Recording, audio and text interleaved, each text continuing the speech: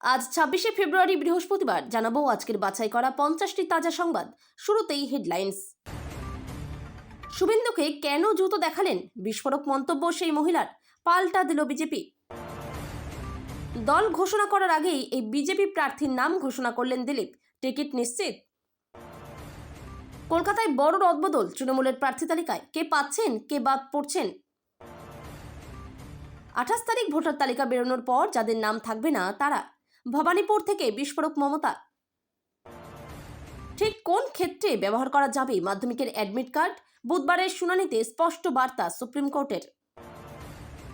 বঙ্গভোটে টাইগারের থাবা, ৯ আসনে প্রার্থী দেওয়ার ঘোষণা, ভোট কাটাকুটিতে ফায়দা দেখছে তৃণমূল।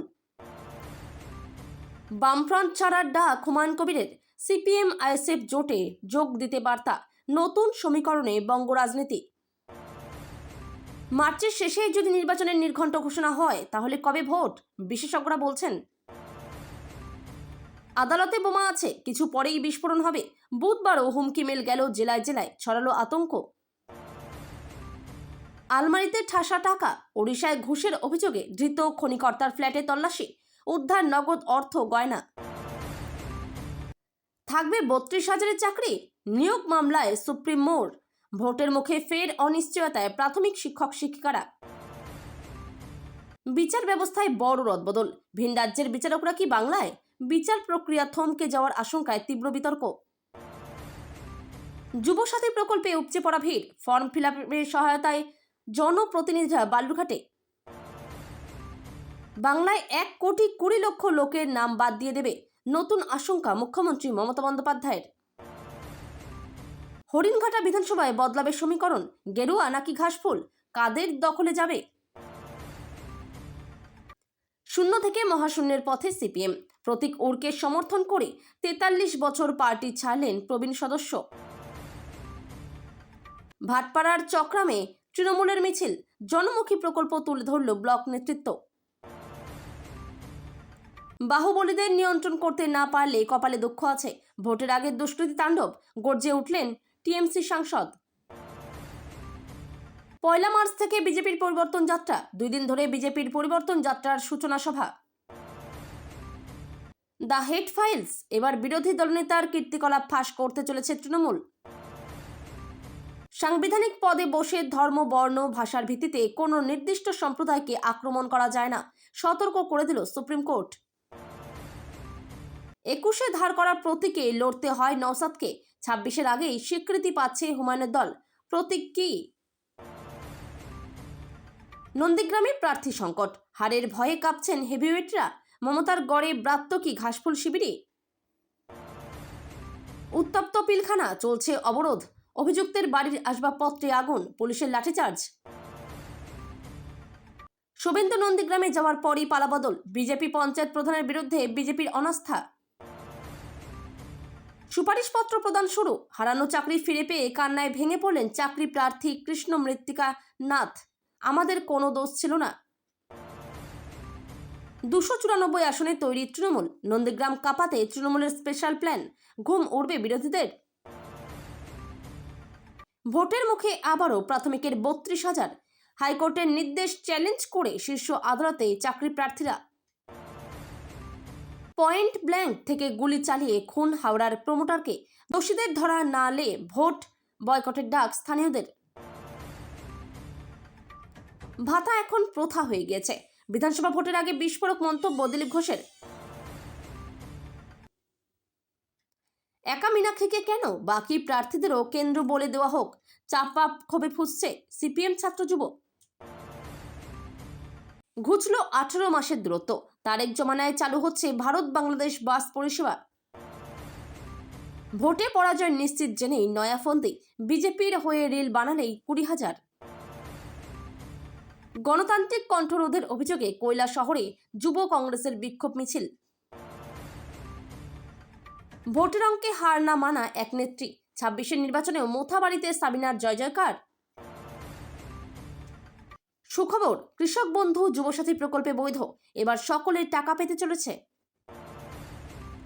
বুধে পা ফেলতে পারে বামফ্রন্ট এবং আইএসএফ এর ভোট জোট, বিমানের সঙ্গে বৈঠকের শেষে আর কি জানালেন নওশাদ। এবার আর রক্ষা নেই, তৃণমূলের বিসর্জন নিয়ে চরম হুঁশিয়ারি শ্রমিক শুভেন্দুর, পাল্টা দিলেন কুণাল। অমিত হয়েছে অমিট, এআই দিয়ে নাম বদলেছে, জ্ঞানেশ কুমারকে জেলে ঢোকানোর দাবি তৃণমূলের। ভারতকে সঙ্গে নিয়ে ইসরায়েলের ষড়যন্ত্র ঘোষণায় চোখে সর্ষে ফুল দেখছে পাকিস্তান। এতক্ষণ শুনছিলেন আপনারা সংবাদ শিরোনাম, এবার শুনবেন বিস্তারিত খবর। রাজ্যে এখনও বিধানসভা ভোটের নির্ঘণ্ট ঘোষণা হয়নি। কে কাকে কোন আসনে প্রার্থী করবে তা নিয়েও কিছু প্রকাশ্যে আসেনি। তা সত্ত্বেও বাঁকুড়ার ওন্দায় দেওয়াল দখলের লড়াই শুরু হয়ে যায়। শুধু প্রতীকেকেই দেওয়াল লিখনে একে অপরকে আক্রমণ করতে শুরু করে দেয় তৃণমূল বিজেপি। আর এবার দলের আগেই বাঁকুড়ার বিজেপির প্রার্থী ঘোষণা করে বিতর্কে জড়ালেন দিলীপ ঘোষ। তিনি বলেই ফেললেন বাঁকুড়ায় কেন্দ্রে কে হচ্ছেন বিজেপির প্রার্থী। প্রাক্তন বিজেপি সাংসদের দাবি, আসন্ন বিধানসভা ভোটে বাঁকুড়া কেন্দ্রের দলের প্রার্থী হচ্ছেন বিদায়ী বিধায়ক নীলাদ্রি শেখর দানা। মঙ্গলবার সন্ধেয় বাঁকুড়া শহর সংলগ্ন ধলডাঙ্গা মোড়ে দলীয় কর্মসূচিতে বক্তব্য রাখতে গিয়ে বাঁকুড়া কেন্দ্রে বিজেপি প্রার্থীর নাম আগাম ঘোষণা করে দিলেন দিলীপ ঘোষ।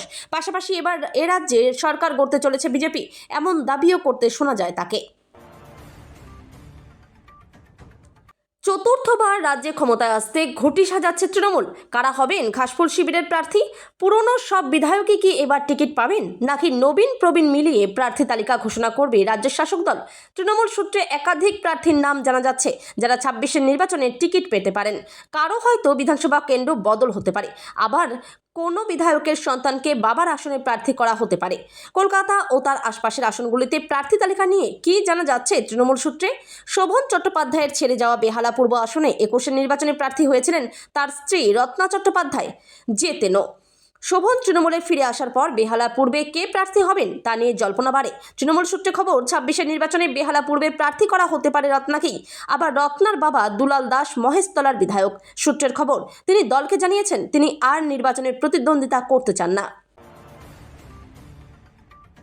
বাংলার বিধানসভা নির্বাচন আসন্ন। সূত্রের খবর, আগামী মাসের গোড়াতেই ভোটের দিনক্ষণ ঘোষণা হতে পারে। জোর কদমে লড়ছেন বিধায়কেরা। বুধবার নিজের কেন্দ্র ভবানীপুরে একটি অনুষ্ঠানে যোগ দেবেন মুখ্যমন্ত্রী মমতা বন্দ্যোপাধ্যায়। ভবানীপুর বিধানসভার ৭০ নম্বর ওয়ার্ডে জৈন ধর্মাবলম্বীদের এক অনুষ্ঠানে যোগ দেন তৃণমূল সুপ্রিমো। বেশ কিছু সরকারি প্রকল্পের উদ্বোধনও করবেন মুখ্যমন্ত্রী। এদিন মুখ্যমন্ত্রী বলেন, ভবানীপুর হলো মিনি ইন্ডিয়া। বহু ভাষাভাষী মানুষ দেশের এখানে থাকেন। আমার সঙ্গে এখানে কোনো ঝগড়া হয় না। আমি একাধিক লোকের বাড়িও চলে যাই, কোনো দুর্ঘটনা ঘটলেও যাই। আমি এখানে আজ অনুষ্ঠান করলাম কারণ আমি চাই সমাজসেবা করতে। মানুষ স্তম্ভ করলাম কারণ অহংকার ছেড়ে আমি এসেছি। আজ সবাই খুশি থাকুক। কয়েকজনের কাজ আমি তাই আমার থেকে দিলাম।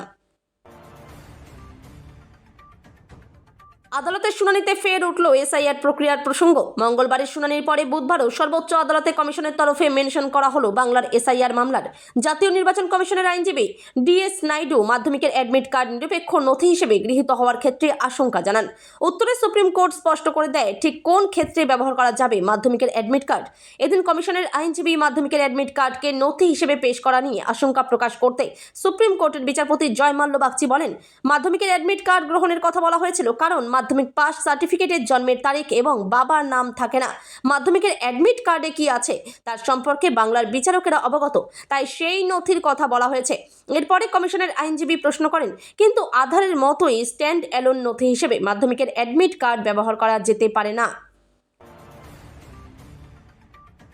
জঙ্গলমহল পুরুলিয়ার ভোটে নয়া অঙ্ক। টাইগার জয়রাম মাহাতোর দল ঝাড়খণ্ড লোকতান্ত্রিক ক্রান্তিকারী মোর্চা পুরুলিয়ার ৯টি আসনেই প্রার্থী দেবে। আগামী ৭ দিনের মধ্যে এই প্রার্থী তালিকা বাংলায় এসে ঘোষণা করবেন ঝাড়খণ্ডের ডুমরির বিধায়ক টাইগার জয়রাম মাহাতো। ২০২৫ সালের ২ নভেম্বর পুরুলিয়ার জয়পুরে জঙ্গলমহলের প্রথম রাজনৈতিক সভা করে সমগ্র বনমহলে ঝড় তুলেছিলেন। তখনই ঘোষণা করেছিলেন বিধানসভা ভোটে জঙ্গলমহলে লড়বেন তারা।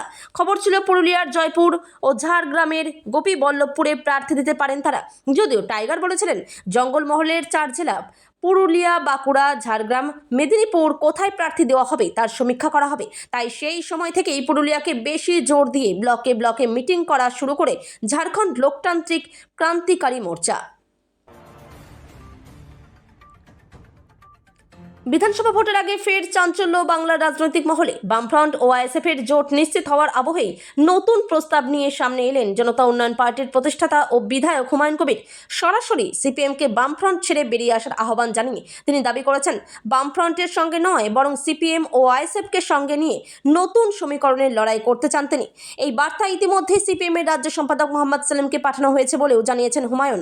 26-এর বিধানসভা নির্বাচন ঘিরে যখন বিরোধী শিবিরে জোট রাজনীতি নতুন করে গতি পাচ্ছে, তখন হুমায়ুন কবিরের এই অবস্থান রাজনৈতিক সমীকরণে নতুন প্রশ্ন তুলে দিয়েছে।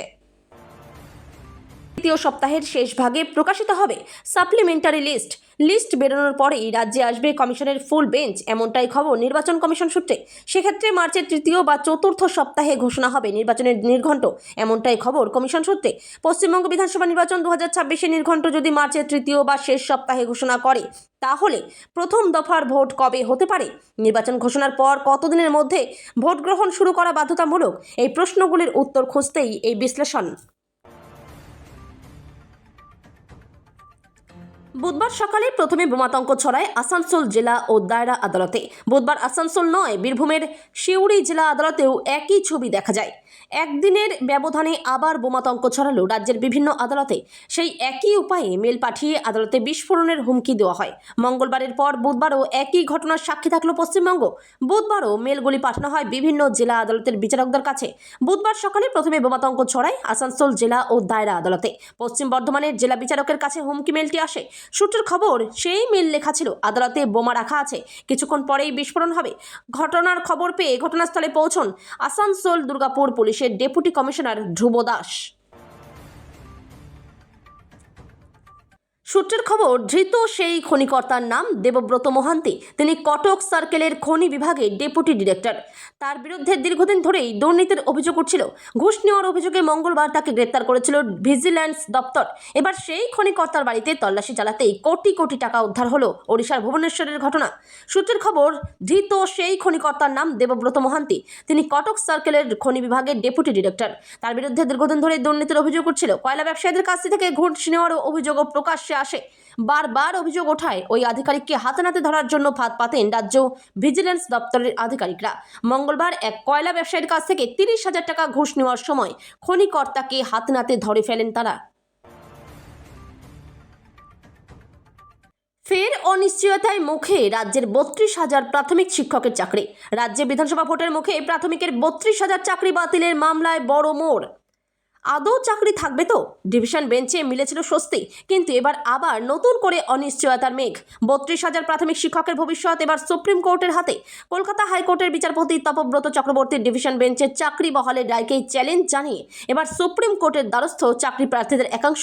গত 3রা ডিসেম্বর 32,000-এর চাকরি বহাল রাখে হাইকোর্ট। সেই রায়কে চ্যালেঞ্জ সুপ্রিম কোর্টে দায়ের হয়েছে স্পেশাল লিভ পিটিশন।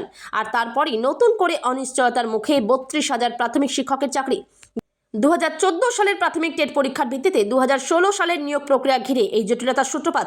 সেই সময় প্রায় 42,500 জন প্রাথমিক শিক্ষক শিক্ষিকাকে নিয়োগ করেছিল পর্ষদ, কিন্তু সেই নিয়োগে ব্যাপক অনিয়মের অভিযোগ তুলে কলকাতা হাইকোর্টে মামলা দায়ের হয়।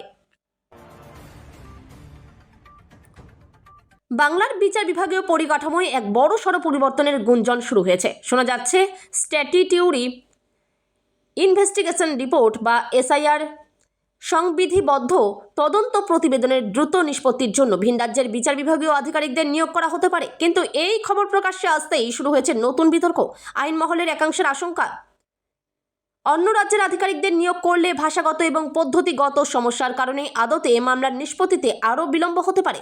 আইন বিশেষজ্ঞদের মতে, পশ্চিমবঙ্গের আইনি পরিকাঠামো এবং কার্য পদ্ধতি সম্পর্কে ভিন রাজ্যের আধিকারিকদের প্রাথমিক ধারণার অভাব থাকতে পারে। স্থানীয় ভাষা ও নথিপত্র বোঝার ক্ষেত্রে জটিলতা তৈরি হলে গুরুত্বপূর্ণ মামলার বিচার প্রক্রিয়া আরও দীর্ঘায়িত হওয়ার আশঙ্কা রয়েছে।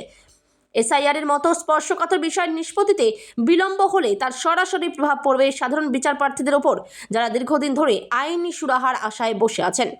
তাদের অপেক্ষা আরও বাড়বে কিনা, সেটাই এখন বড় প্রশ্ন।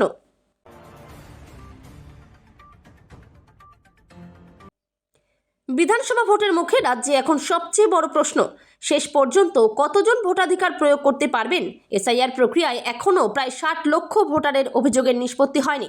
এই পরিস্থিতিতেই মুখ্যমন্ত্রী মমতা বন্দ্যোপাধ্যায় আশঙ্কা প্রকাশ করলেন, শেষ পর্যন্ত প্রায় 1,20,00,000 মানুষের নাম বাদ যেতে পারে। ভবানীপুরে জৈন সম্প্রদায়ের এক অনুষ্ঠানে যোগ দিয়ে একাধিক সরকারি প্রকল্পের উদ্বোধন ও শিলান্যাস করেন তিনি। সেখানেই এসআইআর প্রসঙ্গে বলেন, প্রথমে 58 লক্ষ নাম বাদ দেওয়ার কথা শোনা গিয়েছিল, পরে 80 লক্ষ নামের ইঙ্গিত মিলছে। তার কথায় সব মিলিয়ে দেখে মনে হচ্ছে 1,20,00,000 নাম বাদ দিয়ে দিতে পারে। শীর্ষ আদালত নির্দেশ দিয়েছে 28 ফেব্রুয়ারি চূড়ান্ত ভোটার তালিকা প্রকাশ করতে হবে। যদিও অতিরিক্ত তালিকা পরে প্রকাশের সুযোগ থাকবে, কিন্তু কমিশনের বক্তব্য, ভোটের আগে সংশোধিত তালিকা প্রকাশ বাধ্যতামূলক নয়। অর্থাৎ চূড়ান্ত তালিকায় যাদের নাম থাকবে না, আপাতত তাদের ভোটাধিকার কার্যত স্থগিতই থাকবে। নদিয়া জেলার তপশিলি জাতি সংরক্ষিত হরিণঘাটা বিধানসভা কেন্দ্র দীর্ঘদিন বামেদের ঘাঁটি হিসেবে পরিচিত ছিল। 1957 সালে গঠিত এই আসনটি বর্তমানে ভারতীয় জনতা পার্টির দখলে। 2021 সালের বিধানসভা নির্বাচনে বিজেপি প্রার্থী অসীম কুমার সরকার 97,666 ভোট পেয়ে সর্বভারতীয় তৃণমূল কংগ্রেসের নীলিমা নাগকে 15,200 ভোটে পরাজিত করেন। একসময়ে এখানে ভারতের কমিউনিস্ট পার্টি ও বামফ্রন্টের শক্ত প্রভাব ছিল। ননী গোপাল মালাকার 1971 থেকে 1991 পর্যন্ত টানা জয় পান। তবে 2011 ও 2016 সালে তৃণমূল কংগ্রেস আসন দখল করলেও 2019 লোকসভা থেকে বিজেপির উত্থান হয়। 2019-এ এই বিধানসভা অংশে বিজেপি 9,467 ভোটে এগিয়েছিল, আর 2024-এ লিড বেড়ে দাঁড়ায় 10,769 ভোটে। 2024 লোকসভায় বিজেপির ভোট শেয়ার প্রায় 47.65% পৌঁছয়, যা তাদের শক্ত অবস্থান নির্দেশ করে। হরিণঘাটায় মোট ভোটার 2024 সালে 2,47,000-এর বেশি। তপশিলি জাতি ভোটার প্রায় 39%, মুসলিম ভোটার প্রায় 22%। প্রায় 89% মানুষ গ্রামে বাস করেন। ভোটদানের হার বরাবরই উঁচু। 2021-এ 87.73%, 2024-এ 83.62%।